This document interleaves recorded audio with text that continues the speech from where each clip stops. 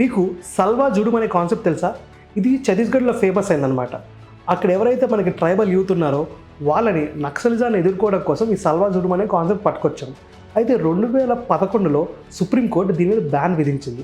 దాని తర్వాత అలాంటి ఒక కాన్సెప్ట్ ఇంతవరకు రాలేదు. కానీ రీసెంట్‌గా అస్సాం గవర్నమెంట్ ఇలాంటి ఒక కాన్సెప్ట్‌ని అస్సాంలో తీసుకురాబోతుందనమాట. ఎవరైతే సివిలియన్స్ మనకి బంగ్లాదేశ్ సైడ్ బార్డర్ దగ్గర ఉంటున్నారో వాళ్ళకి ఆర్మ్స్ ఇద్దామని చూస్తుంది.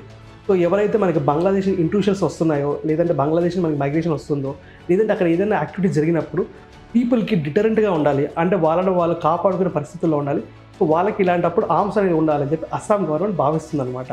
దీన్ని బేసిక్గా మనకి కన్ఫ్యూజ్ అవ్వకండి. వేరైతే నైబరింగ్ స్టేట్స్తో, నాగాలాండ్తో అయినా సరే, మణిపూర్తో, మిజోరాంతో, మనకి అరుణాచల్ ప్రదేశ్తో అస్సాంకి బౌండరీస్ ఉంది.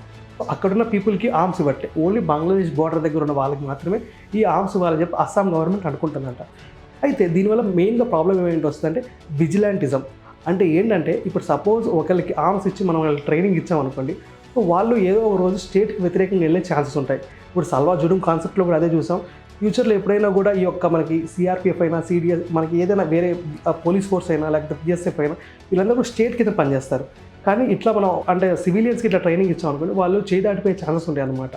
విజిలాంటిజంతో పాటు మనకి ఏంటంటే ఇంకోటి గ్రూప్స్కి ఇవ్వాలనుకుంటున్నాం. సో ఇప్పుడు గ్రూప్స్ ఎనిమిటీ కూడా పెరుగుద్ది. సపోజ్ అక్కడ డిఫరెంట్ ఎథనిక్ కమ్యూనిటీస్ ఉన్నాయి. సో అక్కడ కమ్యూనిటీస్ మధ్యలో కూడా గొడవలు స్టార్ట్ అవ్వచ్చు. ఆల్రెడీ మీకు ఉల్ఫా తెలుసు కదా, United liberation front of Assam. వాళ్ళు ఆల్రెడీ కూడా ఇన్సర్జెన్సీ చేస్తున్నారనమాట అస్సాం దగ్గర. సో ఇలాంటి మళ్ళీ వేరే గ్రూప్స్కి మనం వెపన్స్ ఇచ్చామనుకోండి, సో అక్కడ ఇన్సర్జెన్సీ పెరిగే ఛాన్సెస్ కూడా ఉంటాయి.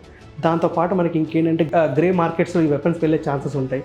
అదేవిధంగా మన స్టాచ్యూటరీగా చూసుకుంటే ఆర్మ్స్ రూల్ ఆఫ్ 2016, అదేవిధంగా ఆర్మ్స్ యాక్ట్ ఆఫ్ 1959, ఈ రెండు కూడా ఏం చెప్తున్నాయి, ఇండివిజువల్స్ మాత్రమే మీరు వెపన్స్ ఇవ్వచ్చు, గ్రూప్స్కి ఆర్ సమూహాలకు మొత్తానికి మీరు వెపన్స్ ఇవ్వలేదని చెప్తున్నాయి అనమాట. సో ఇవన్నీ కూడా చాలా పొటెన్షియల్ మనకి ఛాలెంజెస్ మనం ముందున్నాయని చెప్పచ్చు. So this is all the update that we are getting from the Assam government.